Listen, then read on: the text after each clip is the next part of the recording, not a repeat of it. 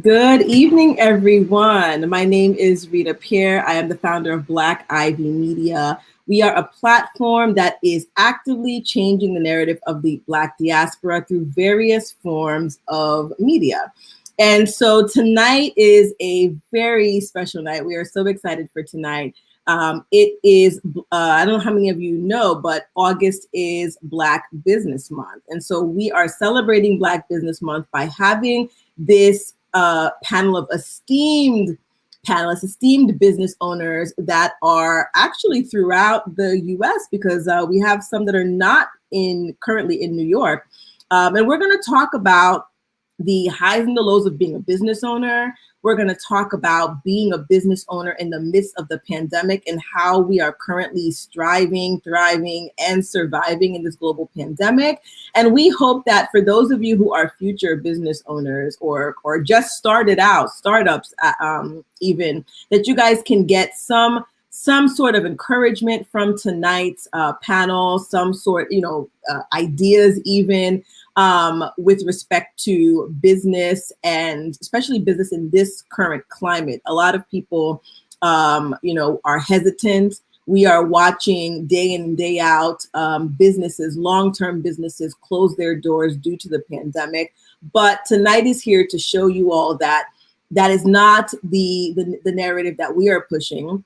We are here to encourage you all that have an idea, that have this spark to be a business owner, to move forward with these plans, right? The pandemic is here, but it does not have to make or break your life. And so these individuals who are so brave to share their highs and their lows tonight are going to really just take you on a journey through their particular, lives as entrepreneurs, Black entrepreneurs as that. So with that being said, I'm going to introduce briefly our esteemed panelists, and I'm going to allow them to kind of give a little more meat to their story as I bring them up. The first is Joanne Briere. Joanne Briere is the Chief Growth Officer at Brooklyn Commons, and she is the founder of the New York Beauty Suite. So welcome, Joanne. Hi, Rita. Hi, everyone. Thank you so much for having me. Thank you so much. And then next we have Chef Claudie Pierre. Chef Claudie Pierre is a chef. He is a caterer. He is an entrepreneur, a serial entrepreneur at that. And then he's going to talk about his businesses, obviously, and how it is to juggle multiple businesses in the global pandemic. So thank you, Chef Claudie, for being part of tonight's show. Bonne nuit tout le monde. Ça passe. Thanks for having me. And next we have Deej Spicer. Deej Spicer is a creative at large. She is a photographer. She is a traveler. She is an artist. And a lot of us know that those in the creative spaces were hit really, really hard during the pandemic as people weren't going out, right? There were no parties to take pictures of. There were no art galleries to showcase your art to, etc. And so we definitely want to hear from you, Deej, as to how, as this creative extraordinaire, how you're able to still stand as a creative business owner in these times. And last but not least, we have Brianna Taylor. Brianna, good evening. Brianna and I know each other from business, actually, and she is the founder of Bloom Wagon. Yes. And she also is a PR extraordinaire as well, too. She's going to talk about her experience, being a business owner with two different businesses, really, and also working a 9-to-5. How juggling that has been working out, and then just really again, how do you have a floral business, during the pandemic when a lot of events were canceled and they were not moving forward. So we definitely have a great group of individuals tonight, and so I just want to kind of start with each and every one of you to briefly just share what your business is, what industry it's in, and go in to talk about how you were affected by the pandemic. So we can go ahead and start with you, Joanne. Yay. Well, my name is Oh, where did she go? What happened? I'm There you are. I'm like, where did she go? Yeah, I guess the business I'm in, I guess I would consider I'm in real estate and community building. So managing a co-working space started as a co-working space. Now is a hub for North and Central Brooklyn with over 300 small business entrepreneurs and freelancer. It's a very, very diverse space with all kind of group of people from work of life that's in the space. Um, Again, it's what was the question again, Rita? What kind of The question was you to talk about your business, but also how were you impacted by the pandemic? So being in the real estate, community office space, we wasn't part of what they call the essential group. So we was in the last phase, so we was not able to open. It was really affecting us because our space is all about community, people drinking, eating, and working together. So that was a big no during the pandemic for our industry. So it was impacted really big because a lot of the members was not allowed to work in the space. There was not allowed to gather, which is all about gathering, networking, and open desk and work in the space. So we was really impacted. And plus, our office didn't fall into like essential business, so we had to shut down.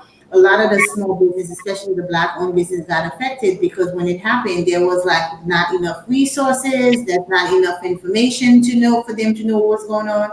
It was such an early stage of newness for a lot of us, so we didn't know what a pandemic, how we was dealing with it. People was calling and figure out what is that. It was really overwhelmed. Not to mention, it was a lot of things was happening with a lot of social injustice. So our mental health was being affected, our emotional being affected, families being affected. It was, to be honest, it was really, really, really, really hell for a lot of us.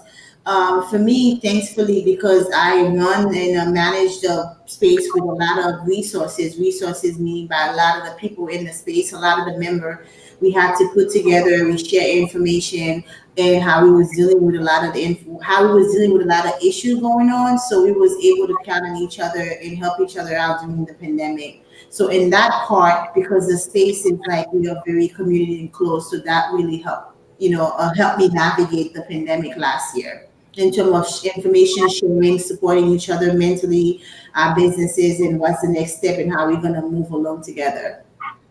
Okay.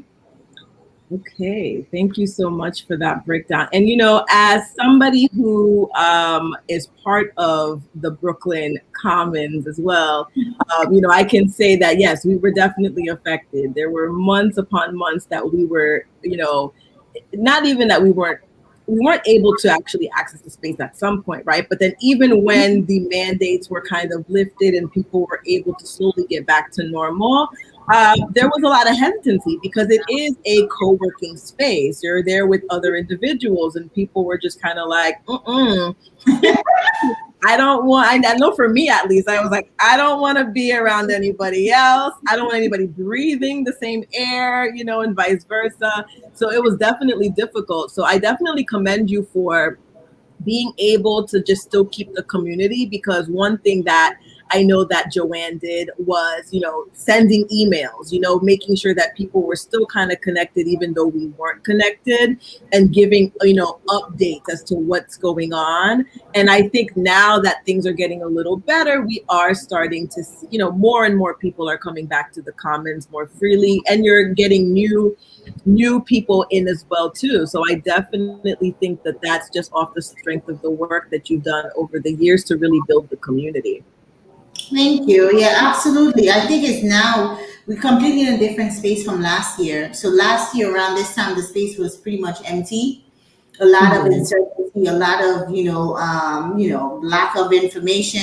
People were scared. We didn't know what a pandemic was. We didn't know how to navigate to it. Certainly, I didn't know that. But now, looking back a year later, we are thriving. So people learning how to pivot. They're learning. Okay, well, this is if this year to stay.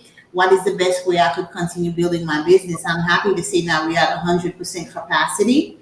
with a big waiting list and people want to be part of the space. And also because, like you said, some of the work that I've been doing in the community with the small business here and the members are great. You know, the beautiful things about it is I have access to a lot of the members. I could just knock on the door if I'm unsure about something, they help out as well. Okay. Thank you, Joanne. So next, we're going to bring up Chef Claudie Pierre. Chef? Oh, you're on mute, Chef. All right. Sorry. Yep, I got you. How are you? I'm doing great. And yourself? I'm good. I cannot complain. Happy to be here. Very similar. Like, we had to pivot. So the difference with us is we shut down, similar to the Brooklyn Commons, but I had a cafe. So during the pandemic, I had to actually shut down the cafe completely. And it was right around St. Patrick's Day, which is a really big day for us. So what we did is we just said, you know what, we have all this inventory of perishable items, and we're just going to start giving it to the community. All my students, some of my seniors are calling, Chef, what we're going to do? We don't have school. Remember, they said school is only out for 2 weeks. And it was super funny because we were like, yeah, right. And we were right. You know what I mean? 2 weeks turned into, what is it, 18 months now? Yeah. Over a year. But basically, we start giving away food. And people start giving us checks, man. They start saying, hey, you know, here goes $200. Here go $500. We love what you're doing. I shut down the cafe. We kept doing our catering through our big kitchen at the Energy Innovation Center, which is here in Pennsylvania. And we've been able to go around and speak about food security. So the biggest thing is shout out to my team, the EAT Initiative, Empowerment, Awareness, and Training Initiative. And if you look at our pages, and I'll put some information as well, we've been able to really serve, I think we did about 100,000 meals during the pandemic. And that's not a small number. The team is small, but it's mighty. We work with a lot of people like the Haitian American Caucus, like all of our family over in Brooklyn and California, Miami. And we just go around talking about what it means to have food security. Not everybody has access to fresh produce. And so we made it a hybrid. We pivoted. We went from a cafe model and a revenue model to working with United Way and working with some of the bigger organizations to make sure people had access to food. So as a chef, I still got to cook. I still got to employ my team, but I was able to really pivot and go right into the food security realm and help people. So I'm so happy. And now we're going to be taking it to Haiti as well. So same thing, really talking about food security, really talking about everyone. It should be a basic human right to have access to fresh produce. So think about things that grow in the ground. Think about things that are all the way around us. So share this information. Look up EAT Initiative, Empowerment, Awareness, and Training Initiative. And that's one of the ways that we pivoted. But the pandemic, barring people being sick to us, was a blessing. We got to stop. We got to reset. We got to start to get some of our finances together. And some of the relationships that we've been trying to build, we were able to really stop and focus on them. So yes, there's places that are shutting down. So it's closure to some. But in my situation, we were able to actually start some businesses and start to balance and really get things together that we, you know, when you're in the thick of being in a business, you don't get to do. So the pandemic actually slowed me down for us to speed up. So I'm gonna stop there because, you know, I could be a little short-winded sometimes. Short-winded. That's a good one. So yes, definitely something that you pointed out. I think the pandemic definitely slowed a lot of us down, but also allowed our creative juices to flow, which is why we are hearing about a lot of businesses that actually boomed from the pandemic. I don't remember what the statistics are, but they were like, especially within the Black community, there was a significant boom, and there still is a significant boom in businesses being, you know, created and formed. So I think that as much as the pandemic, you know, is, you know, has a negative, through a monkey wrench in a lot of our operations and our lives, you know, for many others, it actually was that kick that they needed to say, you know what am I waiting for? One life to live, literally YOLO moment, right? Let me start this business. Well, you got to remember, we had to stop. Like everybody had a curfew, and everybody simultaneously had to say, I can't go into work, even essential workers for a moment. So what I really love is the fact that, did I stop? Okay. What I love is that if you took that moment, you rested a little bit, because we don't get to rest, right? We're working 2 jobs. You know, I'm a single parent, you know, of 3. Like, you know, there's a lot of moments here. You rested a little bit, and then you start saying, I can't rest no more. I don't feel comfortable resting. And then start to build your businesses and connect with people that you usually don't get to connect with. It was actually phenomenal for me. Barring people being sick, it was actually a good thing. We needed that reset. Okay. So next, we are going to bring up Deej. Hello. Hello, Deej. How are you? Thank you for having me first and foremost. Yes, definitely. Yes, we can hear you well. Oh, perfect. Okay. So my name is Deej. I am the sole owner and photographer for Busy Deej Photography. I've been a photographer for about 11 years now. And I love capturing mostly like events, weddings, family portraits, things like that. I decided to launch an online travel boutique, I guess you could say, June of last year. So right in the thick of the pandemic. So I have a couple of things to say, and I have a couple of pointers and insights. For me, as a photographer, I was completely prepared and accepting of the fact that, I was probably not going to do any work for the next 3 or 4 months. I just came back from LA in March of 2020, and that Saturday that I came back from LA is when everything shut down. So I was prepared, thank God. I had a nice emergency fund, on reserve that could last me for about 3 to 4 months or what so. So thank God that I did have that in place. So I was completely prepared. The amazing side of that was that the photography business did not slow down for me at all, which I was very surprised at. A lot of clients, they still had special things and special moments going on that they wanted to capture. So very similar to Chef, I did have to just kind of like pivot a little bit. I started to offer, instead of coming to the studio, I started offering myself to go to the home where it's more, it's comfortable for them. It's sanitized. And it's just a better space. They don't have to leave or try to travel to come to the studio or whatnot.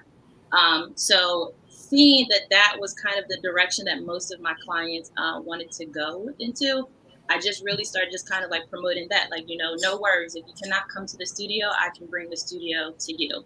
And that was one of the services that I offered, and it really, really boomed during the pandemic. So I was very fortunate. I did not see any type of slowdown or standstill, which I'm like very extremely, extremely grateful for.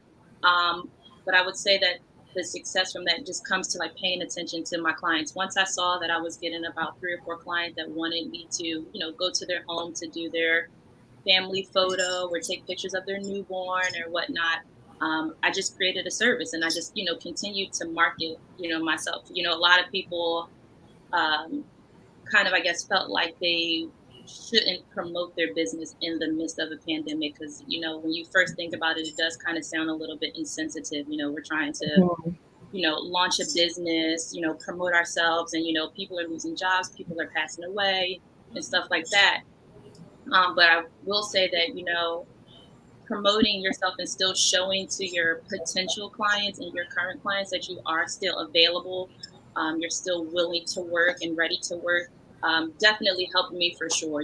Just posting a couple days because I was bored, people were saying, "Oh, are you still working? You're still taking pictures?" I was like, "Yeah, let's do it."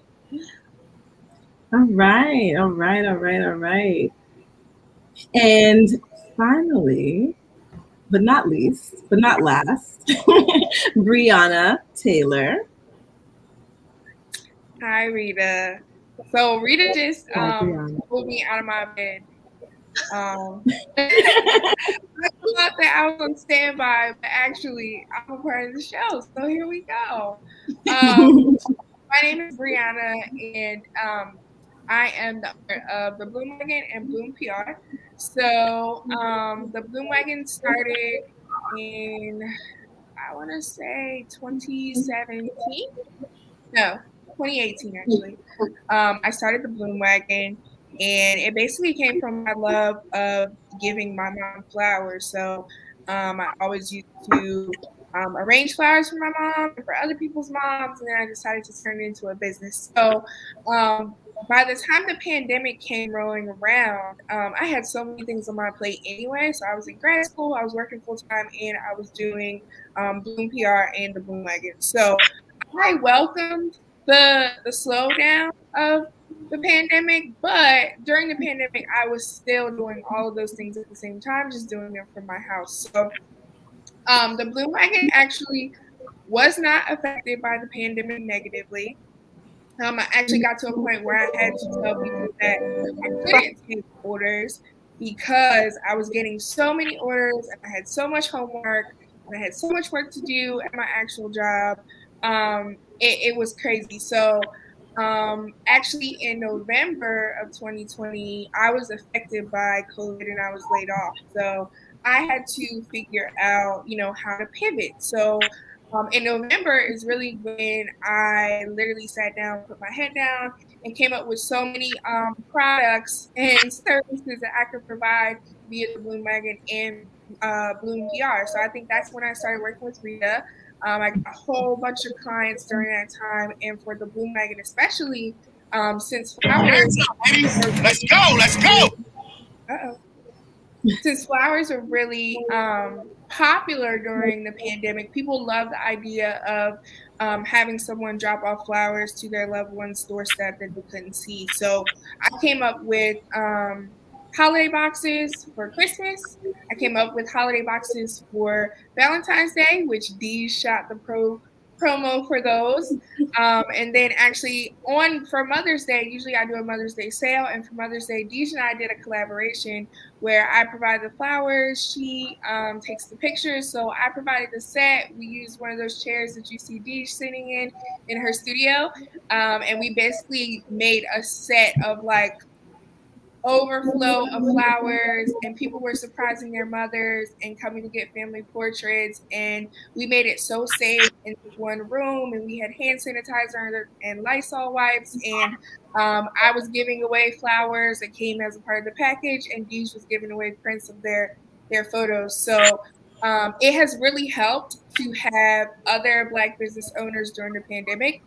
We've been able to help each other out tremendously. I have a lot of friends that I've done things together with during this time, because we literally had to put our heads together and figure out how to make people not forget about our businesses. So even though the Bloom Wagon was doing well in the pandemic, I realized that there were some businesses that weren't. And so I had to take advantage of the fact that we were doing so well and had to figure out how to keep people coming back. All right. Thank you so much for that, Brianna. And one thing that you said also stood out. I try to take out pointers from each person that speaks, but the collaboration, right? Working with other Black business owners to, really, make things happen during this time, right? Where, like you said, your business wasn't necessarily as affected as another's, but in collaboration with them, you were able to kind of make something work, right? And so I think that that's also something that I was seeing as a theme throughout this pandemic season, is that Black business owners and just the Black community was really rallying against Black business owners and really supporting them more so than I'd seen in the past. And the great thing is that I haven't seen that wane, right? Like some people probably thought that, maybe this support will slowly move away. But I find that we're even stronger and we're even more adamant about pushing, Black businesses and buying Black and supporting Black. So I think that that's definitely something that great that came out of the pandemic. But I also love the fact that you were able to, spread yourself a little bit, right, with respect to assisting other business owners that might have been struggling a little bit. And that is how, during that time, is when myself and Brianna got connected through Khadijah.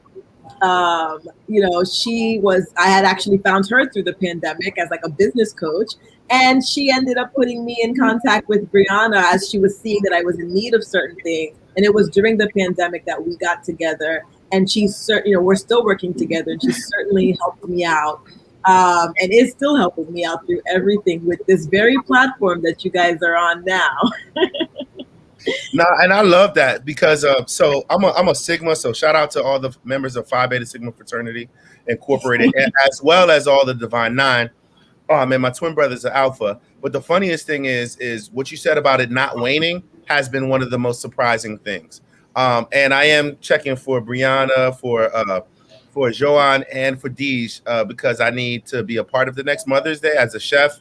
I'll be cooking it up. You know, we doing something together. So I'm already adding myself in the mix already. I put myself in already. I bring my whole team, and we're going too. Don't forget about the dads. I'm a dad. I'm a single dad. I'm ready. Don't worry. You ain't got to tell me twice. Okay. But through those organizations, I found they were my low-hanging fruit, right? These are people who already understand small business, or even if they're not business people, like as far as entrepreneurs, they're like, oh, I get it.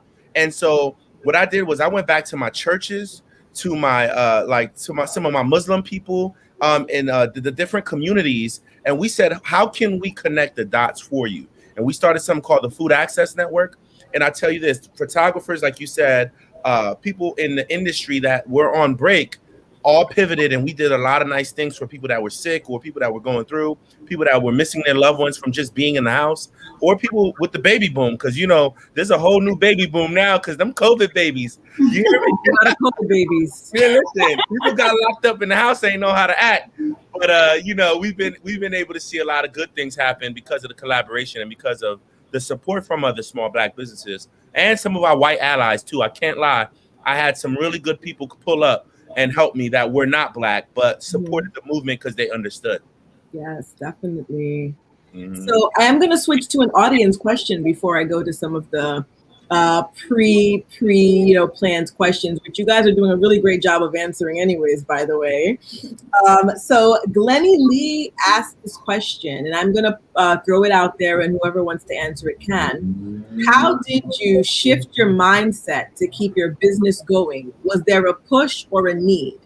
And I know we touched on this a little bit, but more so, like, I do want to focus on the mindset, right? Because during the pandemic, a lot of us were, I think almost everybody was just kind of debilitated to an extent. You know, even though you were still moving and you were still shaking, that uncertainty of what was happening. People were literally, in the beginning of the pandemic especially, dropping like flies. And so that caused a lot of anxiety, a lot of stress. And so even for the strongest person, the strongest willed person, their mental had to have been affected. And so now we're talking about entrepreneurs, right? And business owners, a journey that's already a roller coaster that causes us to have, you know, all sorts of feels. So how then were you able to shift that mindset to be able to keep yourself sane, to keep your business going?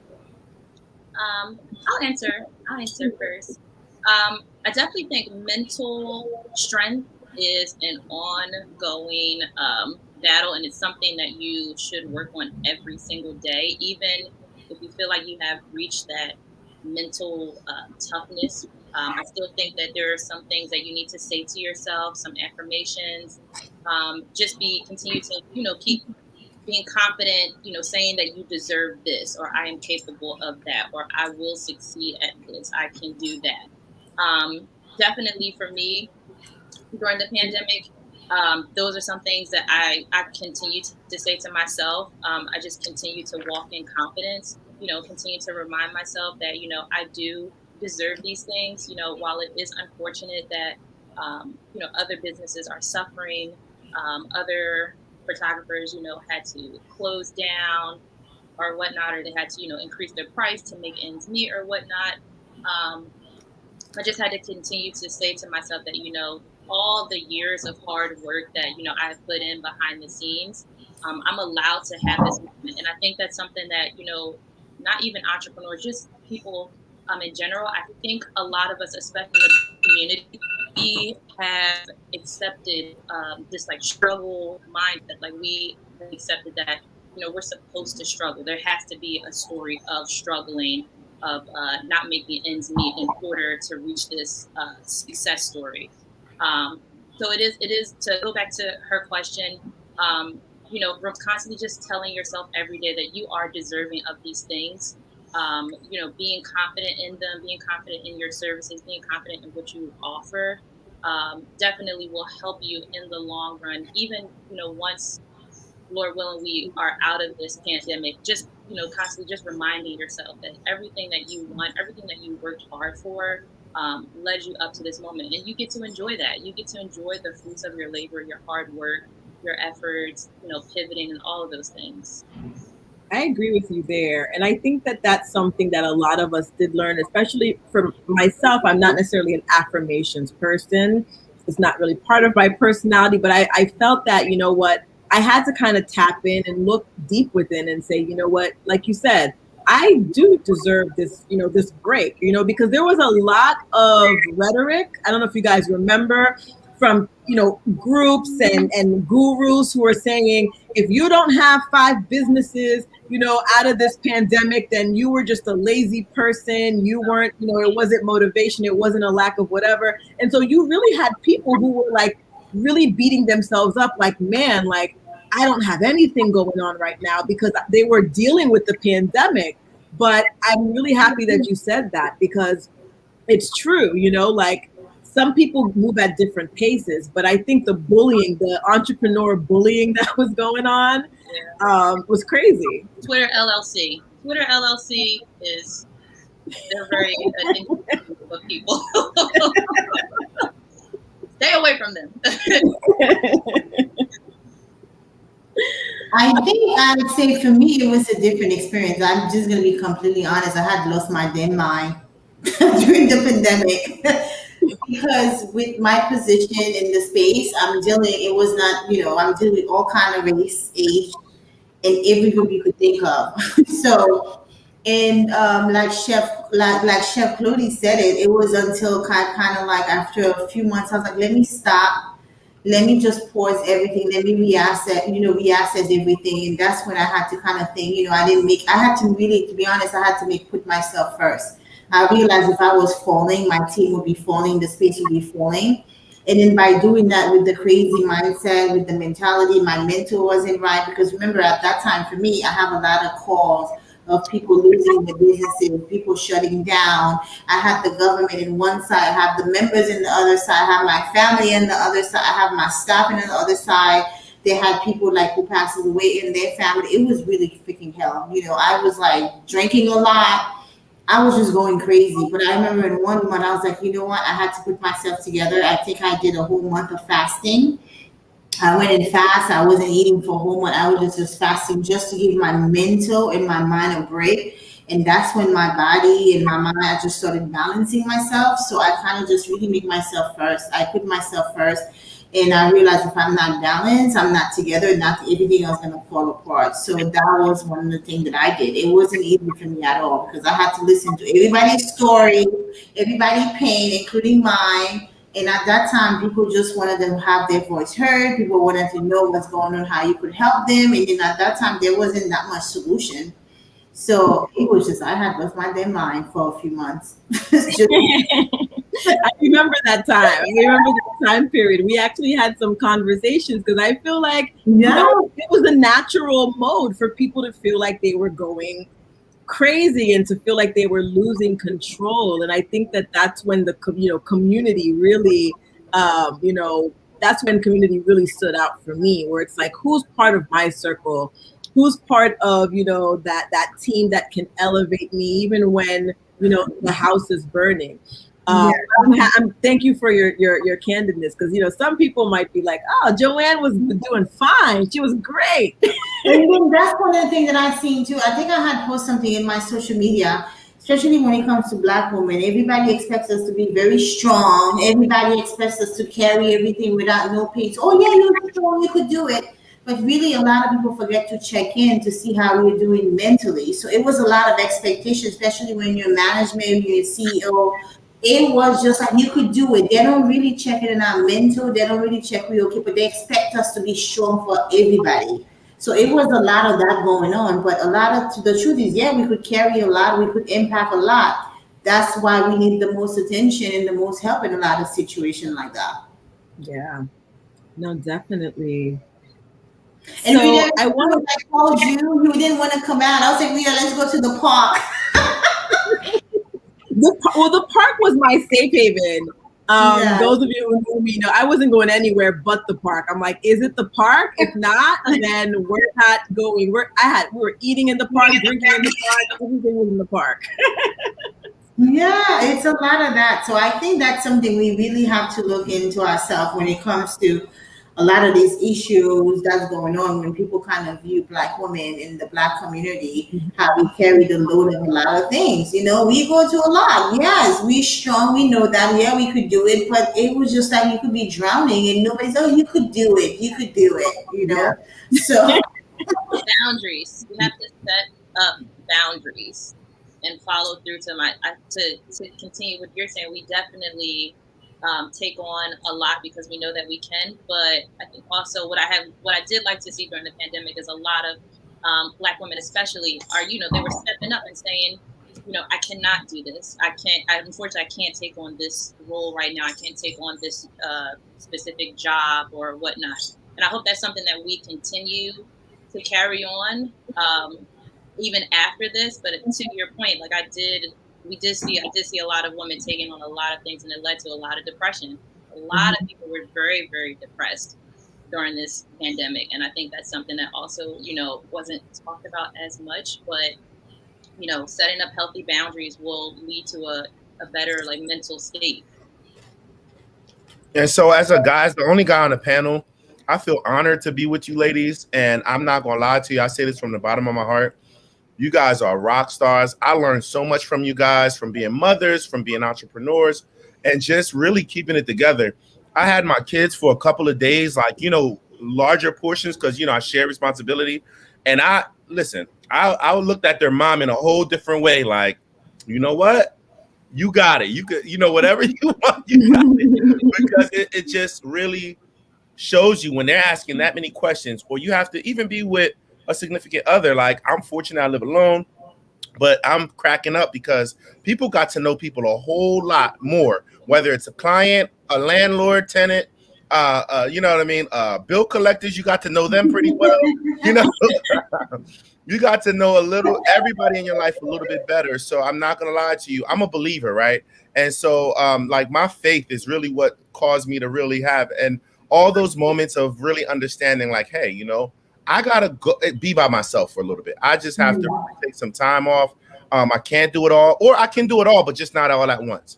Mm-hmm. And so hearing you ladies, I'm not gonna lie, I take my hat off to you ladies for what you've been able to accomplish. I talk to Rita a lot, and when we get together, we can't stop laughing because we're just like real, like, you know what I mean? Like, that's family, like, and we just spend like, it just really got to spend quality time with some people that actually helped me in my professional life. The people that I usually don't get to, the pandemic allowed me to travel a little bit and really get to know them again.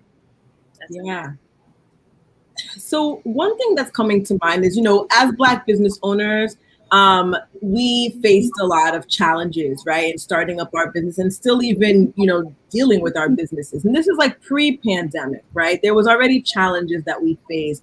But I want to just find out from you all, just so that, again, there are people here who are wanting to start businesses. This is their first time hearing maybe a panel talking about businesses. What were some of the challenges that you faced starting up your business and really operating it? And do you find that with the pandemic, those challenges still exist, or have those challenges kind of, gone away? And so, Brianna? So I would say my biggest challenge is like, I just didn't know where to start. And when I talk to a lot of people who have an idea, they literally just don't know what to do. They don't know where to start. And I think that in the pandemic, starting a business in the pandemic, I think the challenges kind of changed because I feel like there was so much information that was available. Like Harvard was giving away free classes. Adobe was giving away free classes. There was so much information that was available that kind of like told you where to start with your business, right? So I think the challenges have shifted, and I think there will be another shift of challenges because people with existing businesses, okay, we had to pivot to figure out how to still be profitable and how to still, keep our name in front of our audiences during the pandemic, going from being in person to being virtually, right? a person who started a business in the pandemic, they had all of like the world was their oyster with, you know, the platform we're on now with Instagram, with Facebook. I think Zoom was giving away like unlimited meetings. There was no time limit for Zoom during the pandemic. Now the problem, the shift is going to be after the pandemic when we get back to the real world. The people who are used to starting their business and operating their business in the virtual world, they're gonna have to go and be in front of people again. So like, you know, people who have only been speaking like we're speaking right now over the camera, they're gonna have to go into in person and, you know, get back into their public speaking mode. And I'm not sure what that shift is going to look like for some people, because yes, we still have the virtual option because of the world that we live in. But I think after the pandemic, people are going to want to see people face to face a lot more. And so like, I know with the Bloom Wagon, I would go to people's events and set up like rows and rows and rows in these buckets of flowers, and people could just come up and pick whatever flowers that they wanted, and I could arrange them or they could arrange them themselves. But now it's more so like, you know, okay, just tell me what colors you want, and then that's what I'm going to bring you, or that's what I'm going to give your loved one. But when the pandemic is over, we're going to get back to, you know, that face-to-faceness, because it allows people to feel a little more control, if that makes sense, because the past year and a half has not felt like control, because we're all working over electronics and over computer screens and things like that. So I think, you know, the obstacles and the challenges have been different, and I think they're still evolving as we go through this pandemic and come out of it. Okay, that's a really great answer, because I think that a lot of us might not have really considered that, right? That at some point we might not go back to whatever normal was, but we are going to shift back into somewhat of an in-person realm, right? Even if it is a hybrid realm. And so a lot of socially awkward individuals who may be okay behind the computer, behind a screen, but have no idea how to stand, you know, tall in public to deliver a speech or to even have a conversation, make eye contact, real eye contact, that's going to be an issue, right? And so I think that even just pointing that out as a challenge that might exist will hopefully get some people ready to, you know, whether that means they might have to do some practices within a mirror, get a group of friends together and do a little panel discussion themselves. But I think that that's a really great point. And I mean, a lot of people have developed social anxiety during the pandemic. Mm-hmm. You know what I mean? Between the germs and like people not wanting to wear their masks. Like people are socially anxious now. Yeah. And I want to take it a step further. You know, like some of us have been focused on business. And like I said, I've seen my business is around networking, is around people socially getting together, people dating. You know, like I'm talking about people are single. People don't even like, I've seen literally lately people going into DMs and be like, hey, I think I see you at the bar. And I'm remembering like there was a time when you would send a drink and she would walk over and say, thank you for your drink. Now people are like, yeah, are you in that red shirt? I think that's you, through DMs. And I'm like, bro, you got to go speak to her. You need to go, you need to send over. And so even as, young entrepreneurs and people who have friends, and all of us are obviously, we want to network and we want to maybe meet someone. I think it's important for us to realize how that affects our business too. I do weddings, I do engagement parties, I do, anniversaries, I do, couples nights, I do, single ladies night, whatever it is. And these are all social things that actually affect our businesses professionally. So it's just interesting to see where it goes. And I'm not gonna lie to you, I had to tell my team, it's okay if your camera's off sometimes, but when you're on, please make sure that you're on. Please, like I'm not gonna go into like what we should look like or what we shouldn't, but it's okay to have your camera off. Make sure you have a nice professional picture. And I know there's a lot of things going on at home because we think we have access. Since you're home, you don't got to leave. No, you got a lot going on. So take that time. If you don't need to be on camera, don't be on. Mm-hmm. But when you are on camera, don't bring that. We still got to be professional. Don't bring that energy. Yeah, man. Don't bring that. I just rolled out of bed, or y'all on there. No, like come correct. You know what I mean? So I think it's a lot of social things that we have to definitely continue to tap into, and it's a ever changing thing. Yeah. And I totally agree.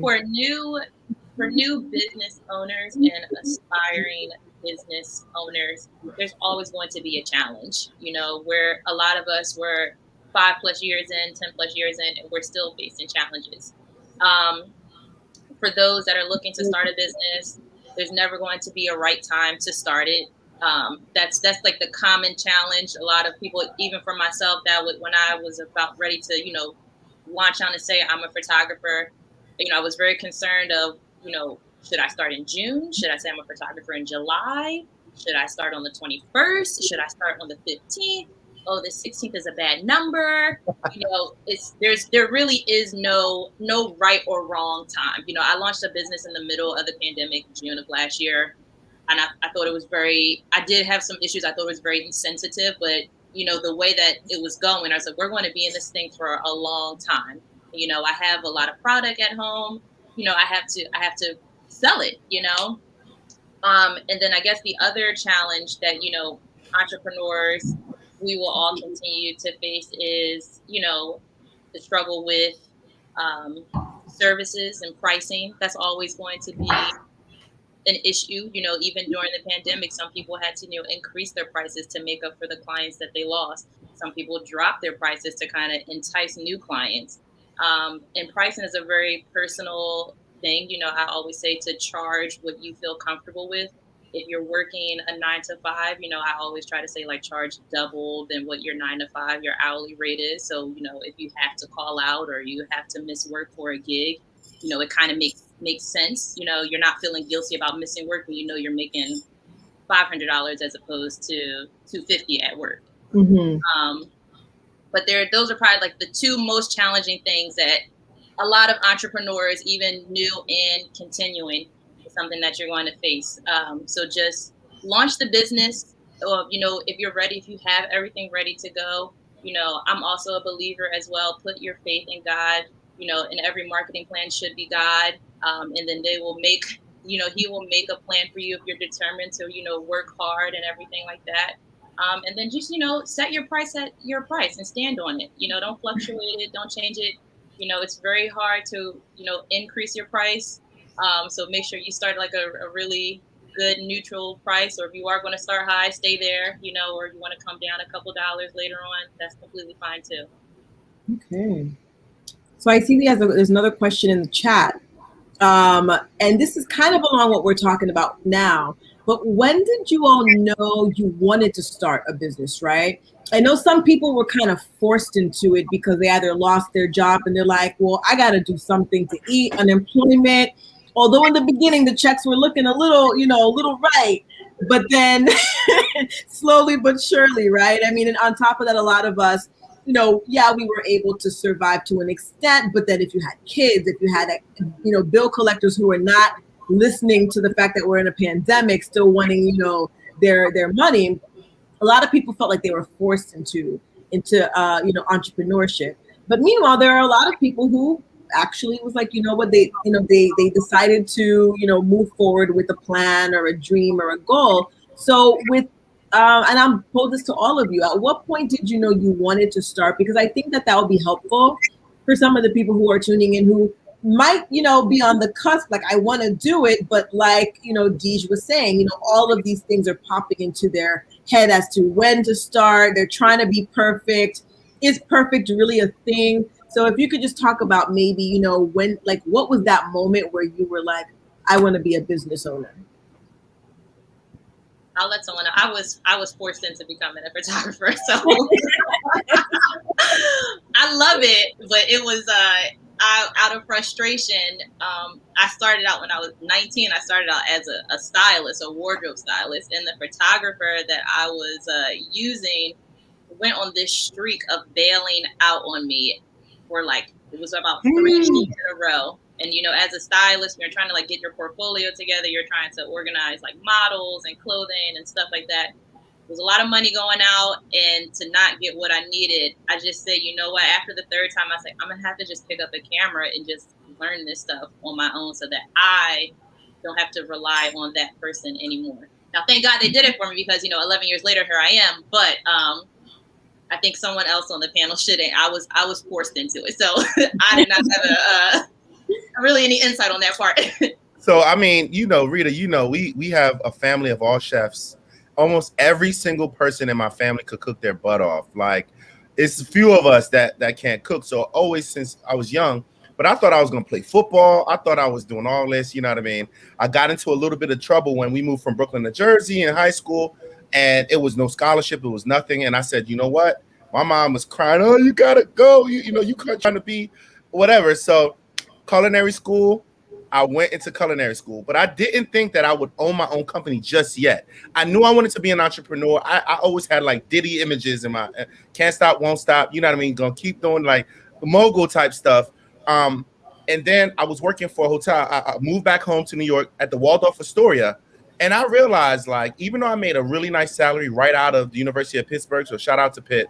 I was like, I'm making them like when you see the banquet orders and you see $100,000 wedding, and you know how much you're making, and you're like, hold up, they made this in one wedding. Like, wait, time out, hold up. You know what I mean? Like, and that wasn't room revenue. That was straight up just a banquet. So then I was like, wait a minute, I gotta figure something out, because I did all, like, in your mind you did all the work, even though that's not the truth. But I could do this on my own. And of course, the biggest thing that I have to say is believe in yourself. I didn't even call myself a chef. So I graduated culinary school, then I went to Pitt. I was still scared to call myself a chef, because it's like people won't think, oh man, you can't cook that good. And until you call yourself an entrepreneur, until you call yourself what you are, no one else can call you that. They won't believe. So you have to believe first and foremost. And then I start really just owning it. I grabbed the bull by the horns and said, I am a chef. I am going to do this. I started my company and I fell flat on my face. The people so I was married at the time, and you need support. And it's not that I didn't have support. I didn't know how to articulate what I wanted to do. So that failed, and it was my fault, because my communication style was crazy and I was erratic. I was like trying to make a business work. So one thing I tell people is your 9 to 5 is actually your first investor, right? Your family is next. So, and then you go to your church. And then I remember I was crying in church one day. I'm praying and I'm like, God, how am I going to market? I don't have no money for a marketing person or nothing. I put my head up after praying, and I kid you not, above everybody's head, like a video game, was the sign of the company they work for, PNC Bank, BNY Mellon, school district. And I said, God, you funny. So basically he said, you looking all over outside of your kingdom, but everything you need is right here. And I push my business within the kingdom. And I start seeing people just giving me a shot, like, yeah, you could do our baby shower, you could do our wedding. And all of a sudden I start seeing the checks come in, and the banquets and the events start coming in, and I build my team around my community. And I lost my first restaurant, lost over $300,000. And God said, you keep trying to do it on your own way.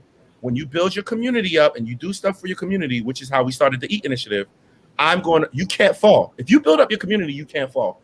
And I kid you not, my favorite clients are Black people, are small businesses, are entrepreneurs, and people that believe in us. So that's how I started. I wasn't forced in, but I forced myself my way in. Lost a lot of family and friends through the line, but it was a very valuable lesson. You can do it. You just have to assess your situation, and don't knock your 9 to 5. That's your first investor, and then your family and friends and your close circle. Now, I want to actually just ask you one question from this, because some people that just heard the fact that you lost $300,000 from your first business, like some people would literally jump off a bridge with that type of loss, because that is a lot. I mean, $20,000, $5,000. You know what I'm saying? Like, it wasn't all my money. It was borrowed money. It was friends and family. I remember calling some of my friends and family, and Rita, you probably know some of these stories. And I'm like, yo, bro, I need $50,000 tonight. And they're like, what are you talking about? Because the anxiety and the stress levels were so high in the restaurant, you could be up $50K and down another $10K in no time. So one of the things that we have to learn is group economics, really talking to each other, but literacy, not just asking each other and putting money together, financial literacy around business. And that's the part that I really want to say. And losing $300K, it took me years to make relationships work again, but I wanted to build my relationships back, which is why they ended up coming back. So you can't just burn bridges and walk away. It took a lot of mending till this day to really get back in the good graces with people that trusted you, and you simply didn't have the bandwidth. Lastly, I had to build back relationships with my children, their mom. It takes a lot. Like, these are things that as entrepreneurs, we don't want to talk about failed relationships. We don't want to talk about family members that gave us money or believed in us, or we lashed out on them for something that had nothing to do with them. I think it's important for us to remember that's part of your investment, or other people's investment is the emotional side and the spiritual side and praying together. So, I don't want to take up the time, but that is part of the investment as well. I love it. I love it. It's a doctorate. I call that 300,000 a doctorate in business. You know what I mean? But what we're trying to do here is we are trying to avoid others of getting this specific doctorate degree, right? Yeah, you don't want that one. That one is not the one you want to go after. No, we don't want that doctorate degree. No. Joanne, what about you? I think for me, it was like, my family, my mom and dad had encouraged it, since I was young.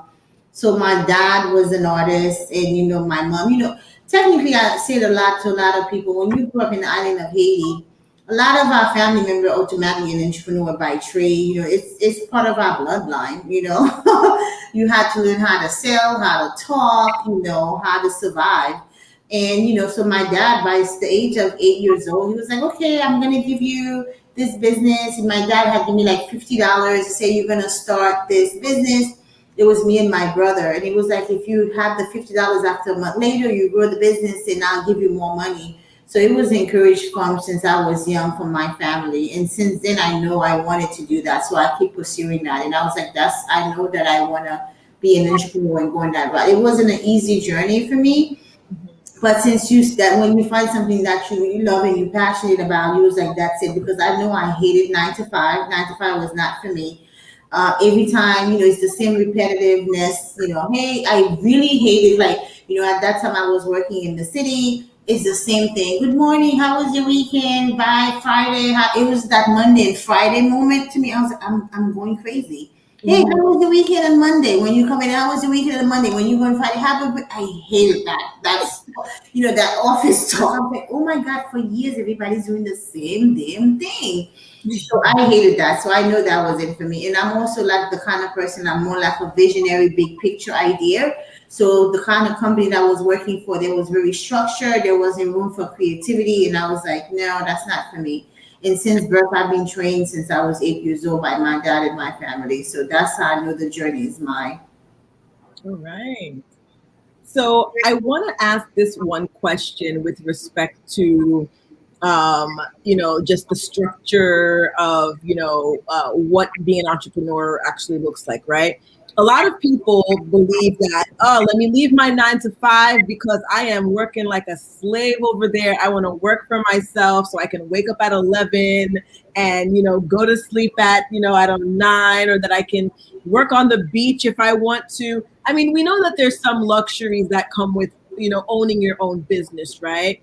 But I mean, what's the real nitty gritty? Are you all waking up at 11? Are you drinking Mai Tais on the beach with your laptop? Like, what's happening?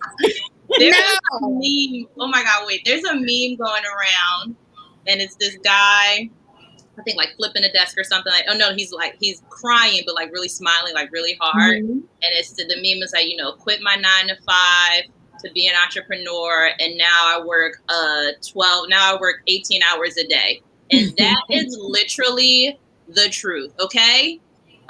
Do not jump into becoming an entrepreneur and thinking that you're going to, have these 4-hour work days, and then you're going to have 3 days off to, fly to Miami and just, be drinking by the beach or whatnot.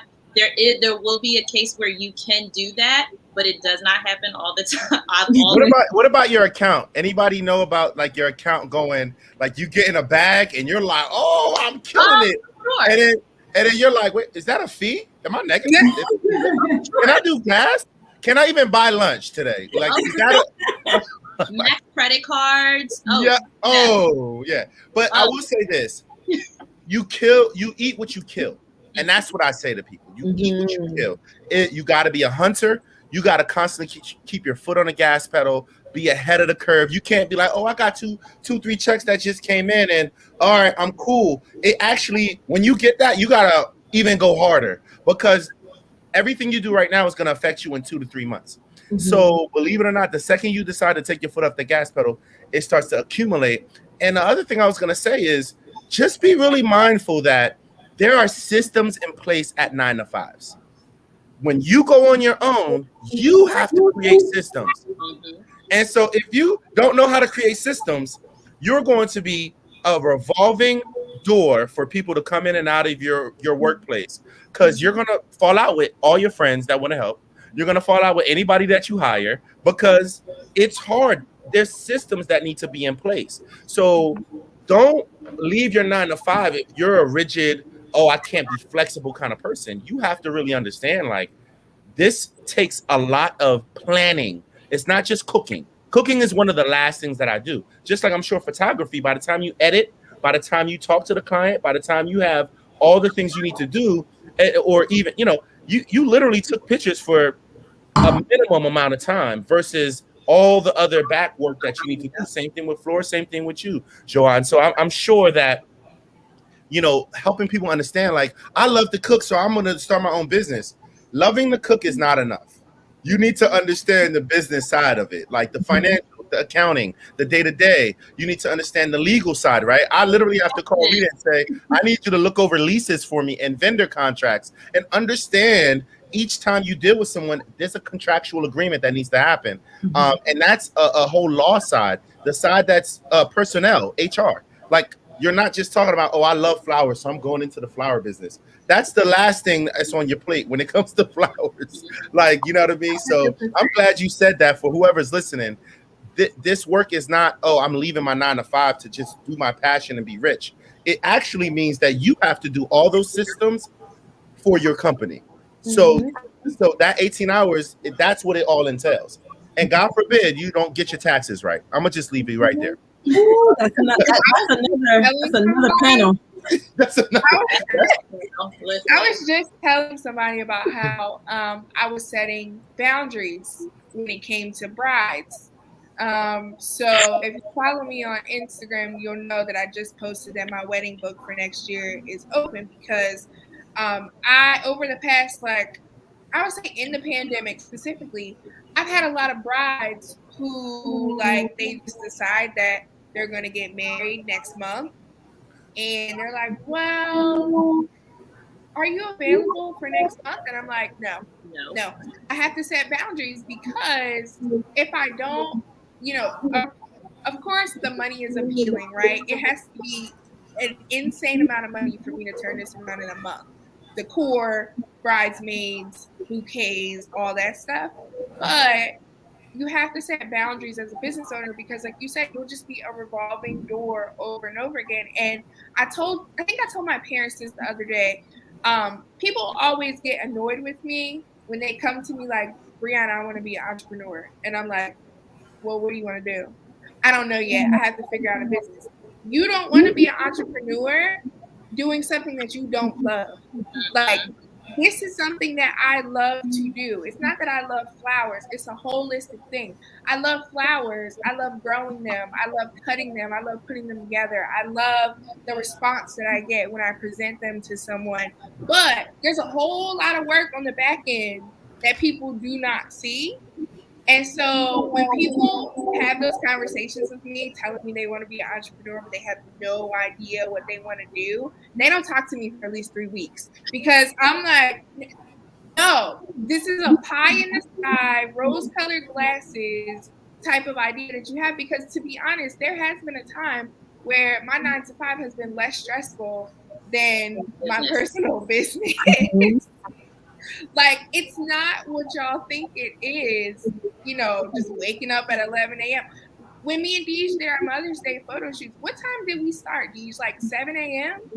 We got there around like 6:30. The first day, we didn't take a break. So we worked from 7, and I think our last shoot was at 5. So that means we're done at 6, and we didn't eat. We just forgot to eat.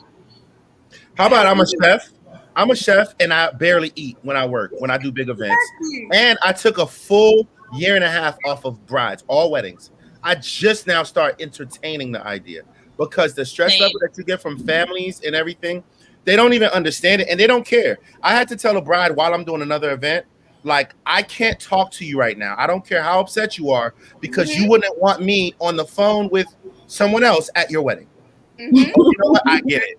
You're right. Okay, thank you. You know what I mean? Like, Boundaries. you're the only person in the world. Their wedding is the only thing in the world for 2 years. I'm like, sis, it don't work like that. That's why I only It take doesn't 4 work like weddings a that. year because the stress level, the preparation, The money's good, but it's just not worth it sometimes. well, the The money is personnel is the great. other stuff. Yeah, no, but for me, it's different because at least you guys keep it. When I have personnel and I got to make sure everybody's trained, Oh, and then God forbid I get 2 call-offs the morning of Thanksgiving dinner or whatever, it's just me. And so that, are you ready for that, entrepreneur? I'm talking to y'all out there. Are you ready? Are you listening? Are you listening? Entrepreneur, you know what I mean? Are you ready for 2 call-offs and you know, and you're doing a Mother's Day dinner where everybody thinks that their mother is the only mother in the room? You know? Exactly.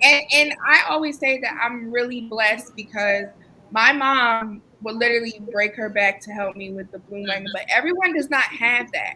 Like, I have a room that she calls the bloom wagon room at her house because anytime I get a supply at my house, I'm like, Mom, it has to go in storage. Like, my mom breaks her back to help me in that way, but everyone doesn't have that. So don't assume that you're going to have that being an entrepreneur because sometimes you're going to have to hire people and they might call off, like you said, on your most important day because that's just how people are. Well, no, they have a mom and they just realized that they didn't have plans. So now Well, they're also don't expect your friends to. I think sometimes when we get into entrepreneur ventures, or your spouse, we have friends. Yeah, we have our spouse, and we think that everybody is part of the factory, right?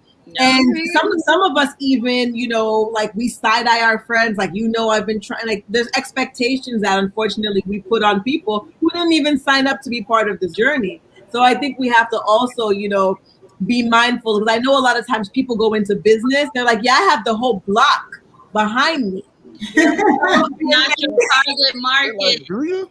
Your friends are not your target market. I Yeah. know it. I talk about this all the time. And I know it, you know, some entrepreneurs, they like to go into business because they think, you know, the follower count is very important now. So they think like, oh, because I have 100,000 followers, I have 11,000 followers. That means when I sell this product, I'm going to get $11,000 the day that I launch. And that's not the case. Your friends, your family should not be your target market. They should not be your audience. Yes, keep them informed because they can pass your information along to then a purchasing client, but do not rely on them to buy your things. The other thing that I would want to say to like kind of debunk too, I'm sorry, is you know, some people go into entrepreneurship because they want to be their own boss. And I, as a photographer, you know, my clients are technically my bosses until you finish the job. You know, voila. 10 clients in 1 week, I have 10 bosses. So do not go into entrepreneur thinking that, you know, you're going to kind of be calling your own shots, doing whatever you want. As long as you have a client or a customer to serve, you will always have a boss. I'm cracking up right now. That might even be worse. You know what? I'm cracking up right now because I'm looking at Joanne's face and she sipped her wine. She like, man, all these entrepreneurs in Brooklyn Commons just, she's probably, I'm looking at her. She like, yeah. Go and talk about it because each office is a whole different personality. That's the part that I keep. You got to manage so many personalities when it comes to this. Go ahead. I'm looking at Joanne's face like. Yes, exactly. So many personality. And not to mention, right now I have the Generation Z and Y, and they're completely in a different zone. They're completely. So the good thing is exactly that. So they're into the whole social media world. That's their business. That's their blog. And then at the end of the day, I'm like, guys, if social media is shut down, you don't have a business. But you really cannot tell them nothing because they're making money. And then another thing, what people doesn't understand, like you were saying, is, you know, when you're in social media, when you have all these 100,000 followers, these followers could be in Florida, but Chef Claude Pierre is based in Jersey. Yeah. So that doesn't mean the conversion rate. You have to understand the conversion rate. I'm actually the perfect example of that, you know. But thankfully, I have a great network. If you're looking at my social media, I don't even think I have 500 followers because I don't focus on social media because that's not where my clients are. I posted it to document things, but you know, right now, last year I launched the New York Beauty Suite. I'm like in less than 3 months, I'm at 100% capacity of 40 people waiting list. I'm growing so much, but I know my clients are not saying social media because I'm a B2B. Mm-hmm. You know, so my clients, the people, the beautypreneurs are in social media. So when they post, when they tell their friend about my service, one could just kind of feel like, to be honest, that's what happened. One or two of them feel like they're placed with their other, you know, referral. Because if I'm in social media, my followers come in Florida, Boston, I'm in my business a space that's based in New York. So me having 100,000 social media followers doesn't have anything because I'm not selling onto social media. So a lot of people, a lot of time I see a lot of the business that fail, they spend so much time building in social media or digital marketing, which is great. You need that present. But once you have the present, but like you guys say, where's your customer? Are they next to you? Are they in the park? Or they're like, you know, city agency, or they're like teachers? You have to understand your market. And doing even right now, I have money that a lot of people call me. They say I have money to give to a lot of social, you know, small business. Their back end office is not set correctly, but they're so busy building social media because that's what they see. Oh my God, you have 100. It's a huge strain, especially My back end office is set up, so we're gonna have to talk about some of that money that you talked about. We will all hit you up. I love it. My back end office. Well, I have to tell you guys some of the stuff that they ask. You know, especially there's a lot of money in the pipeline for Black-owned businesses.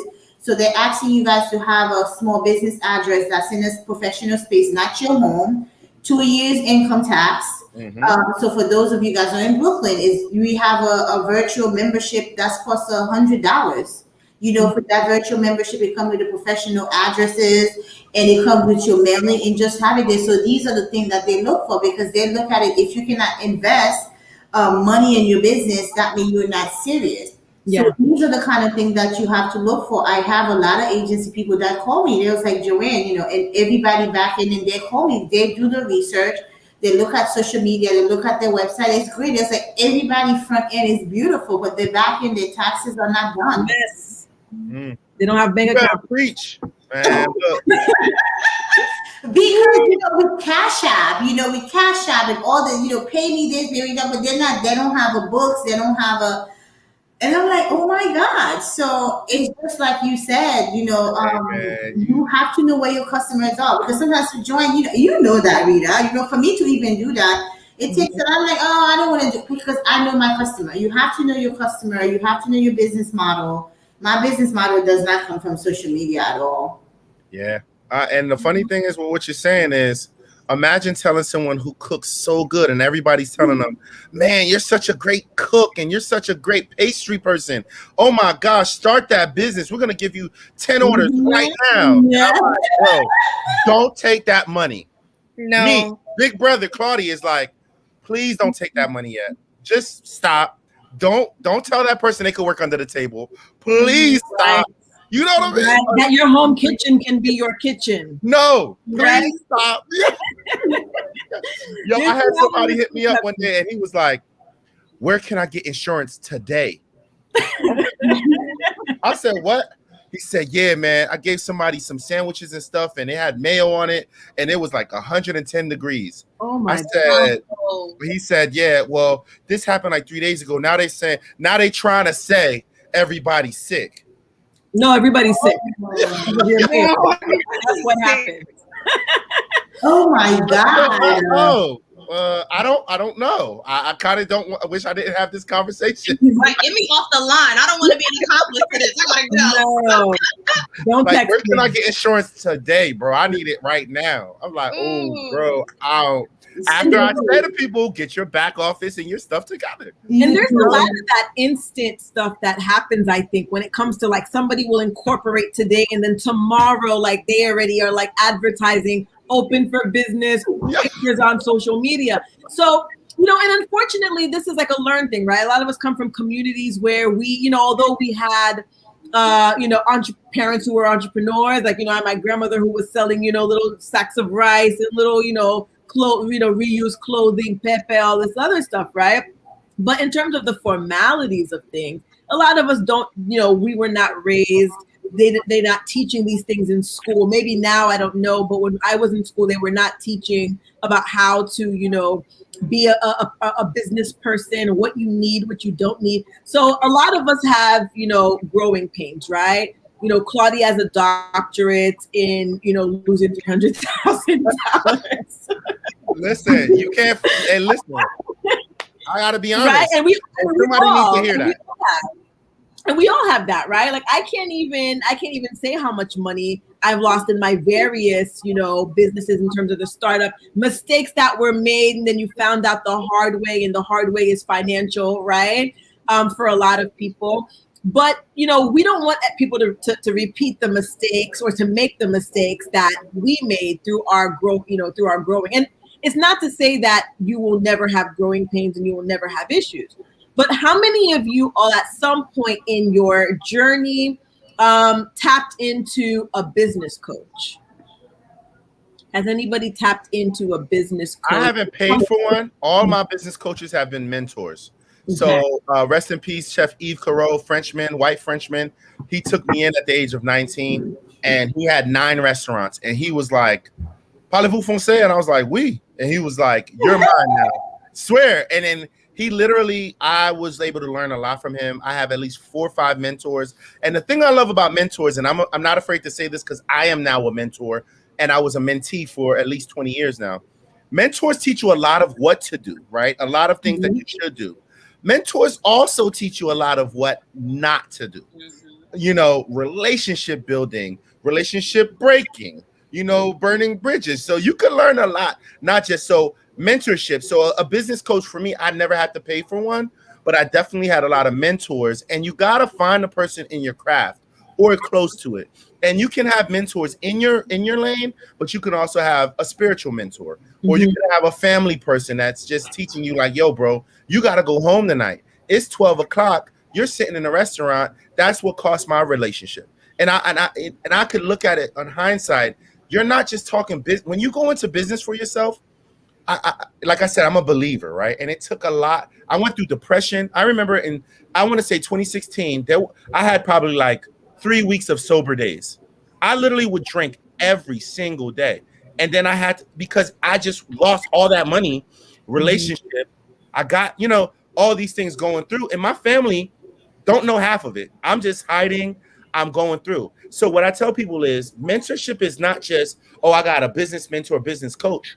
You need to understand how to invest and develop your relationships at home, your relationships in your business, your relationships with your clients. These things could cause depression. It could cause you to kill yourself. God forbid. You understand what I'm saying? So I think you hitting it on the head with the coaching, but really it's mentorship, whether you pay for an actual coach or you have someone in your life or in your lane that does this. I think I think even further too. I mean, I never really paid for one. In the position, in the place that I'm in, I have a lot of great, amazing people that surround me that advise me. And also to understand your style of learning.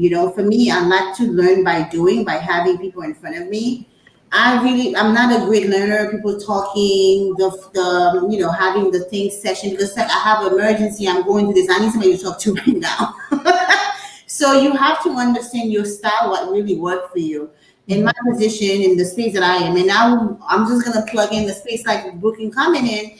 I would encourage a lot of entrepreneurs, if you could afford it, this is like a space that have like a lot of resources. These guys are right next to you. They already been through this. Some of them are running their business from 100,000 to a 6-figure. Some of them have 20 businesses. They're making a lot of money. So for you, it's just like a door or knock on the door, say, "Hey, I'm going to that," and they're more open.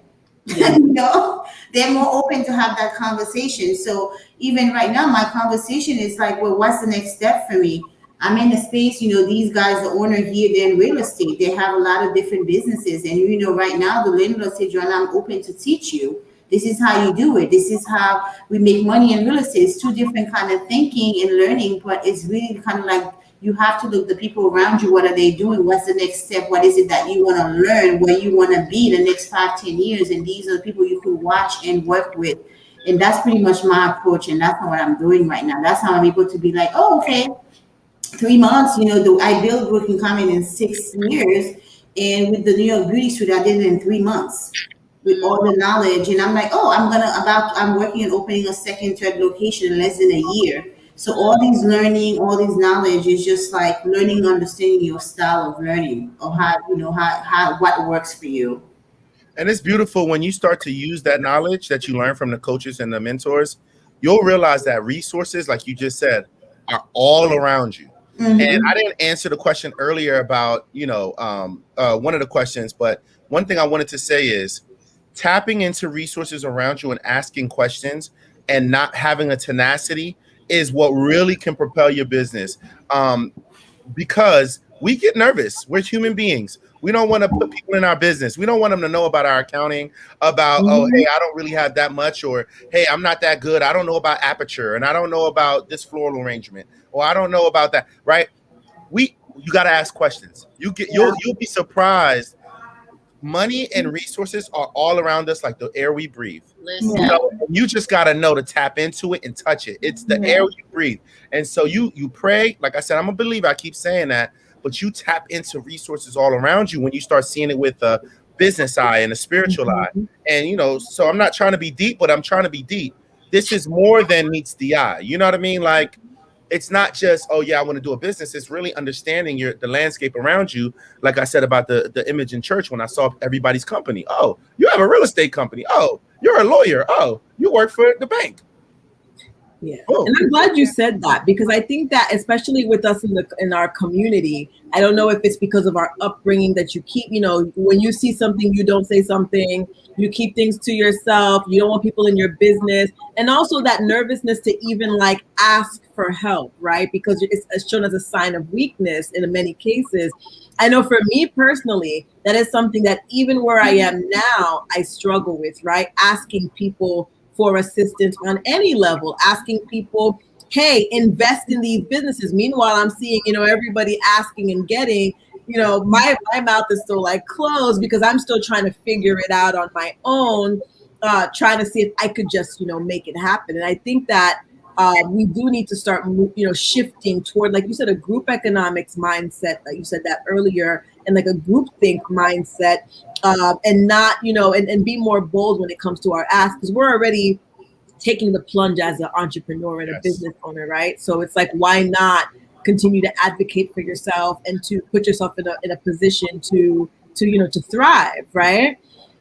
I see someone here. Go ahead, sorry. Oh, Dee said something that was important. She said, it was about pricing, and even as a consulting, so I consult too, and trying to set your prices right. And I know, Rita, I'm sure as an attorney, you gotta all the time, right?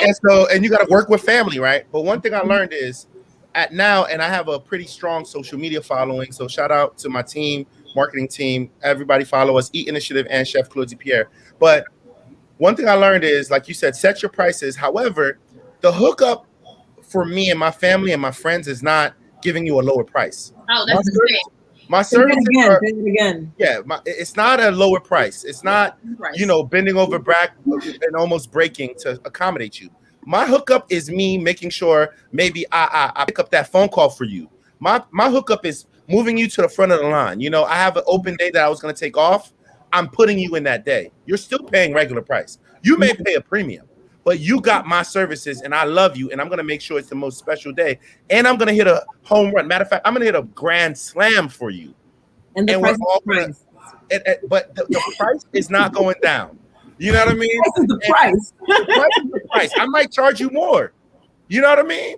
And so, like, I had to remind my friends and my family, like, I don't want you to pay less. I'm not going to come to you and ask for a floral arrangement and pay less. I don't want to pay that space less. I want you to make sure you take care of me when I pay that number that you asked me for, Joanne. When you looking over that document, you come through it like Rita's my actual cousin. So just so you guys know. Another relative. But I want you to look at it like you my cousin. Don't look at it like, oh yeah, well, I only charged them $200. No, charge me $400. But look at it with extra eyes. You know what I mean? Get your whole team to look at it for me. That's the hookup. You know what I mean? So I tell people that all the time. I'm gonna hit you a home run, but I need this. I need to get paid because the food ain't cheap, packaging ain't cheap. Pandemic done hurt us. Nope. Yeah, crab meat is like $40 a can now. Oh my! I mean, oxtail. Let's talk. Chicken wings, oxtail. I'd be like, I can't. Like, They'd be like, well, last year I said no to like 2 huge deals. It was like 300 people, one of them, and the 400. And I said, you cannot go from that budget. You can't go from last year's budget. If you're going off that, then you won't find anybody. And I don't want to. Yeah, it won't work. And they were oxtail like, okay, is a luxury item now. It's a luxury item, oxtail. Like, chicken wings. I don't understand. Wings, wingdings. Yeah. Wingdings. Gourmet. Come on now. Crazy. And then I think today I saw New York City is the highest place for renters. You know, I think I saw that today. So Oh yeah, absolutely. It's crazy in these streets. yeah, Oh, I'm man. actually following you guys on social media. I have Chef Claudie Pierre. I have Busy D. Yeah. I'll follow you right back too. So I wanted to go to some of the comments that I was seeing in the chats here, and Whistler. Shout out to my boy Whistler. I haven't seen him in maybe like 20 years, but that's the power of connection on social media, though. Like, I knew him in my younger years. An amazing individual, like a scientific like genius. We'll definitely have him on the platform at some point. But he made a really great point. And I know we've talked about this throughout this panel. Mental health definitely being a huge component of a lot of failures. I think as we experience the highs of the business, the highest points, I think that a big thing is understanding how to take L's and not seeing them as losses, right? But seeing them as lessons. I've heard that phraseology, throughout. And I think that when we're talking about mental health, like that, having a sound mental health, whether you're seeing a therapist or a spiritual healer, but figuring out how to ground yourself mentally so that you can have the capacity to move forward, to deal with the day-to-day business, to deal with these random, clients that are your bosses, and to deal with those, and to deal with those losses, right? And to handle them in a way that's not going to break you. Because a lot of business owners, they get that one loss, small, and then they're like, you know what? This is not my ministry. I'm over this, right? But mental health is definitely key in all of aspects of life. But I think especially if you are going down this route of entrepreneurism, that you need to figure out how are you going to ground yourself mentally. So thank you, Whistler, for that comment. Before we go, it's important to not take things personally when you become an entrepreneur. And especially if you're transitioning from a 9 to 5, if you're in a 9 to 5, you're working with, a set group of people with these set group of beliefs, these set group of standards or what have you. When you go out and become an entrepreneur, you're meeting a different set of people. You're meeting different type of backgrounds, different types of experience, different age groups and stuff like that. And you're not going to be able to appease every single person. So, I might be a really great photographer for this person, but for this other person, my style may not be for them. And then I can't take that personally. I just have to know that, I am not for every single person. There's 500 million people in the world. You're not going to be able to please all of them. Definitely.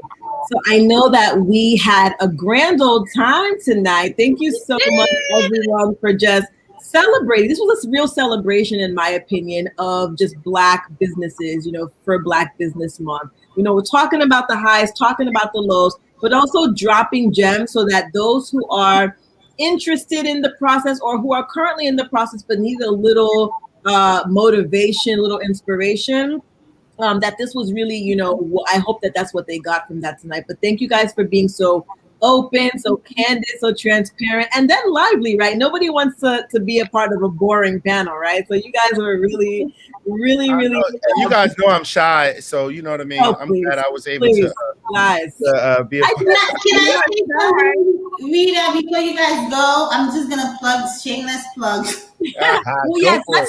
let's go around and shameless plug our businesses so that everybody can, hear it, because this is going to be watched, afterwards for those who could not tune in at the time. So definitely shamelessly, not even shamelessly, just plug your business. Leave the shame out of it. Well, I wanted to say that you guys know what's going on in Haiti. So September 19th, with Yes. Black Ivy Media. I know she wasn't gonna say it, so Right, wait, yes. with Brooklyn Common and Black Ivy Media, we're doing a fundraising for Balader. And for those of you guys who are in New York, Chef Claudia, are you in New York and Jersey? You in Jersey? I'll be in New York that week. The 19th, you said? Yes, from 6:30 till 9:30. Mhm. So That's I a definitely- Thursday. That's a Thursday. Is What it? day is No, that's a September Sunday. 19th. It's a Sunday. September Sunday? 19th. I can make Yes. I can make the 19th. Yes, I I have to would fly love back to out. see you ladies to stop by and support. If you don't have, it doesn't have to be all donation or money. It could be supplies. It could be, your support just being there around this time. There's a lot going on in the island, and I would love to see you guys there. For those of you guys who need to follow me in my latest venture, it's at New York Beauty Suites, and Instagram and all the platforms. These are a workspace for beauty professionals, so people that do nails, hair, any beauty and wellness. I rent their workspace for them to start and grow their business. But I would love to see you guys more in September 19th for our fundraiser. Yes, thank you, Joanne. And you see, that's why you need a tribe, because I am very bad at self-promotion. So thank you, Joanne. Hey, Joanne, let's talk about with the. I want to do a cooking incubator space with a live studio that we could record at. So I would love to pick your brain about that, but we'll talk about that later. Okay, no problem. Mhm. Okay, Brianna, let's plug our businesses. As you guys are going, I'm putting it in the chat for everyone. Cool, perfect. So my Instagram for the Bloom Wagon is @_the Bloom Wagon. And if you would like Bloom PR services, you can message me on my personal Instagram, which is just Brianna Taylor together, BriannaTaylor. And for people who are thinking of starting a new business or have already started one and kind of need some direction, we talked about business coaching a little bit, but I'm affiliated with a nonprofit for the business coach that I worked with and also Rita works with, and it's called Dreams to Founder. And every quarter we have what we call the Dreams to Founder cohort. So it's $50. It's 4 weeks, one night a week for like an hour and a half. We have intensive sessions, and like I'm a speaker about marketing.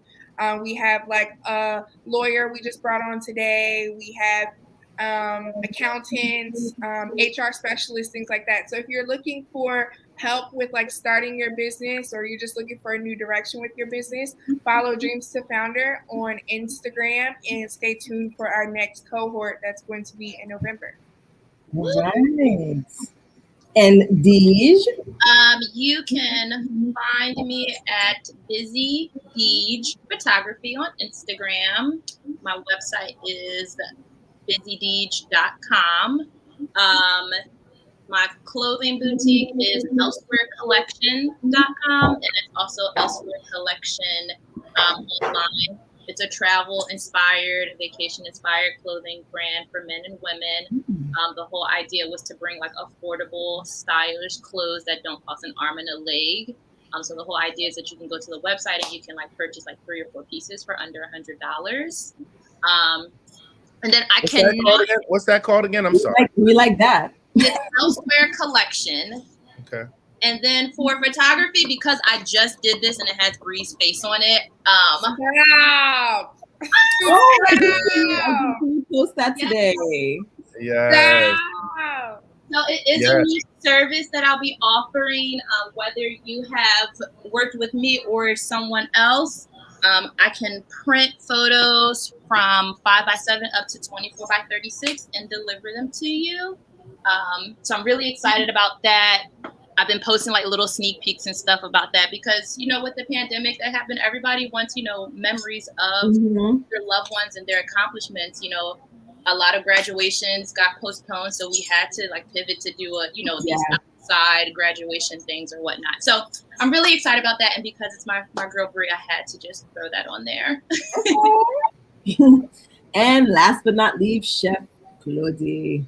I just want to say thank you, ladies. Y'all made it easy tonight. I'm usually, I'm usually shy. So follow me at Chef Claudie Pierre on all social media platforms. And shout out to my team. I'm not going to lie to you. I cannot do anything without the squad, the EAT Initiative squad, Empowerment, Awareness, and Training Initiative. Shout out to my Haitian American Caucus family and my Eminent Hospitality family. So we have about 4 businesses that we're running simultaneously. God is really, really good in my life. I am super duper blessed. And I want to say shout out to my beautiful cousin. I love you. Thank you for having me and allowing me to, shout out to Rita. You know what I mean? That's my girl. Thank you. Yeah, and she makes it effortlessly and beautifully done every time. So thank you for having me. Please pull up on me. I will follow back. I will comment. I will like it. Like, I love to interact. And anytime I'm in town, I travel a lot. So this month alone, I'm in Colorado, New York, Pennsylvania, all over the place. So pray for me because this COVID thing is real and I still got to work. So let's just be safe out there. Everybody, let's work together. Let's continue to encourage each other and uplift one another, and you're gonna be all right. That's the truth about it, and that's for one of those aspiring entrepreneurs. You're gonna be all right. That's it. It's a simple message, but you're gonna be all right. So thanks for having me. Really bad about being an entrepreneur on this panel, but it is really a beautiful thing. I know we said it is. I'm not lying. And look, you know what? And Rita, I'm promising you this. I guarantee before this time next year, I'll work with everybody on this panel. Oh, that's cool. Because we already know. That's how fast it happens. You feel me? So, yeah. Please follow Black Ivy Media so that you can be tapped in with the great stuff that Rita is doing every single month. Okay. Thank you. And I do want to again publicly thank Brianna because I don't necessarily have a lot of partners in this journey, and she is kind of become like a staple as with Black Ivy Media in terms of helping me coming up with concepts and really becoming an actual business partner with all of this. So thank you so much. Yeah, Claudie, you're not great. You're already following, liking everything. Yeah, easy. Yeah. Oh my God, your food looks delicious. My goodness. Hey, listen, when it hits your lips, sleep people on we. Okay, so we definitely gonna do something. Let's go. What you mean? Let's go. I'm definitely gonna put you on our preferred vendor list. Let's work together. I should have been on there, and you know what? You're right. So, yeah, let's work. I'm ready to work. Put me to work. Yeah, let's definitely do that. Thank you so much, Rita. Thank you so much, ladies. Hope we can connect further. You're welcome. And so thank you to again. Rita, before we go ahead, Bree. I'm sorry, I didn't mean to. 9 o'clock. I have a wedding proposal to do, so that just goes to show what we were talking about today. Exactly, 9 p.m. and you're about to go work. Me too. I got a couple of menus to price out. But everybody who's watching and anybody who watches this at any point, Rita, give your Cash App or how do we get to you? I want to bless you. I got $50 for you right now. I'm not lying. I don't care. You know what I mean? Well, we're working on that. Brianna and I were talking about that because we have a lot of projects, that we have been trying to really push forward, but again, because of funding, media platforms, it's really sponsorships, right? Sponsorships and funding is how media platforms thrive. Because I could put a T-shirt now and maybe a couple of people might buy it, but it's really when you thrive. People really see, and how you thrive through funding. So we have a documentary that we've been trying to put together to push, but again, funding. So for those of you who are tuning in, we are going to have that feature available on our site very, very soon so that you guys can show your support. Tomorrow, Rita, put it up. To Black Ivy Media. But I do want to just tell you guys to please, or ask you guys rather, not tell, but ask you guys to please follow us. Go onto our website. We are doing a lot in the community. We're working with a lot of these young individuals who have, are aspiring writers, aspiring, filmmakers even. We have, we over the summer, we had individuals who, got an opportunity to really really bring to life their podcast in the visual form through our platform. So we're really trying to help the younger generation, especially, establish their footprints, right, in the media world, but in a way that's critical, that, allows people to think critically, not really the mainstream stuff that we're seeing every day, but we're trying to really be original and trying to really, change the narrative. That is the main focus of the platform, is to change the narrative by platforms by panels like this, right? You guys talking about your businesses and being beautiful Black people and sharing highs and lows with each other. So follow us, support us, follow everybody else who's on this platform right now with respect to our beautiful panelists. But with that being said, I really want to thank you all for being with us for an hour and 40 minutes. You could have been anywhere else, but you were here with us. We are going to have this available on YouTube. So if you want to rewatch it, if you want to share it with your friends, please do so. Again, thank you all for tuning in. This was a great, great, great time. And like Brianna said, keep in tune with Black Ivy Media so you guys can see what we have going on next. So, hey, prayers out to all our family in Haiti. Yes, prayers for Haiti. Yes. Yeah, hopefully I'll see you guys the 19th. Thank you so much, Rita. Thank you, guys. Thank you, Rita. Good night, everybody. Good night, everyone. Good night.